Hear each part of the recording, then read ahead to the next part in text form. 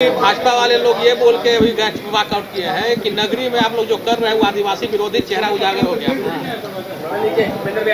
देखिए, भारतीय जनता पार्टी के पास कोई मुद्दा है नहीं और जानबूझकर आदिवासियों का हितैषी भाजपा कब से हो गई भाई, हमको तो समझ से पड़े है।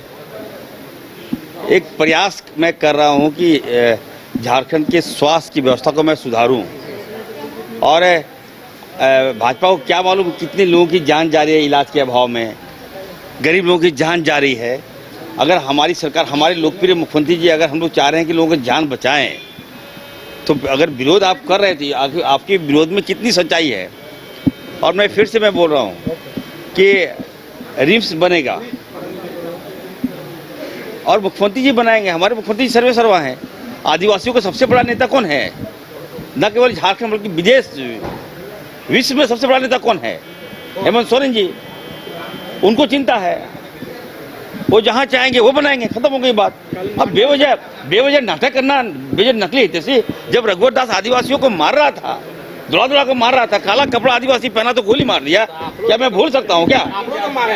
हम लोग नहीं मारे हैं। कोई क्यों मारेंगे? आदिवासी, आदिवासी मेरे दिल में बसते हैं। क्या बात करते हैं जबरदस्ती का? सुनिए, मैं फिर से बोल रहा हूँ, आदिवासियों के लिए राज लिया गया है और हमारी सरकार और इरफान अंसारी आदिवासियों का हित कभी नहीं करूँगा मैं। बात खत्म। मैं बार बार बोल रहा हूँ, जो लोग, कुछ लोग हैं, एक दो लोग जो भाजपा के साथ जाते हैं, उनसे ही मैं आग्रह करूँगा। एक दो लोग हैं, आप लोग क्यों जा रहे हैं उसके पास? जो चंपई सोरेन जी, जो हेमंत सोरेन जी का नहीं हुआ तो आदिवासी का होगा क्या? लेकिन भानु जी तो बोले, ये भी कह रहे थे कि नगरी से भी लोग, उस साइड से भी आए थे, मांडर से जानवर से बहुत लोग आए थे। नहीं वही नहीं, देखिए मैं,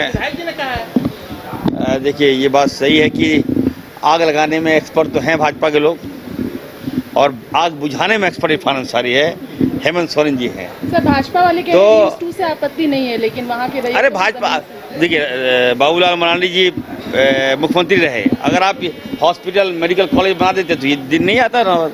अब मैं, अगर मुख्यमंत्री जी ने हमको आशीर्वाद दिया है कि जाओ लोगों की जान बचाओ, गरीब की जान बचाओ, आदिवासियों की जान बचाओ, मूलवासियों की जान बचाओ। आप बताइए, इलाज के अभाव में हमारे पास रिम्स, छोटा सा रिम्स है, इतना ज़्यादा लोड है।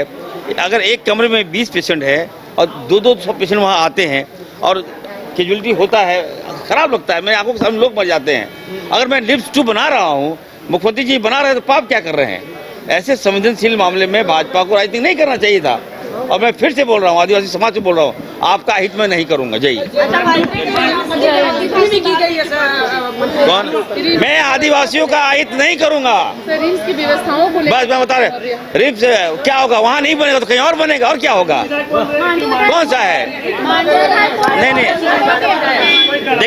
देखिए हम चाहते हैं कि राज्य की स्वास्थ्य व्यवस्था को सुधारूं।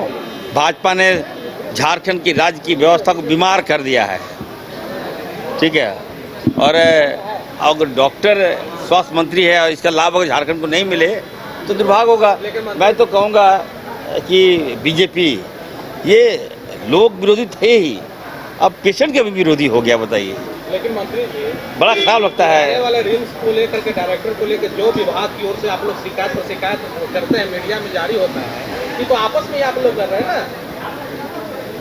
देखिए आरोप लगाए जाते हैं विभाग की ओर से। आज आपने क्वेश्चन कह दिया। मैं, देखिए 6 महीने से मैं डायरेक्टर के खिलाफ कुछ बोला नहीं हूँ, क्योंकि मेरा छोटा सा अंग है। रिम्स क्या है? मेरा एक छोटा सा अंग है विभाग का, हम लोग उसको चलाते हैं। तो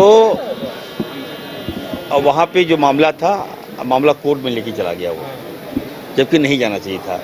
कोर्ट में ये दावा पेश किया गया कि हम ही लोग गलत हैं।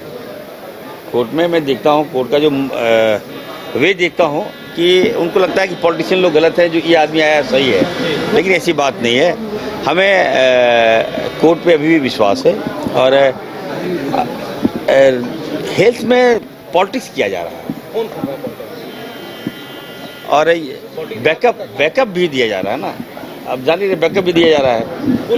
एक इरफान अंसारी, देखिए इरफान अंसारी, मैंने कहा कि जहाँ काम होगा वहाँ तो खामियां आपको नजर आएगा ही आएगा।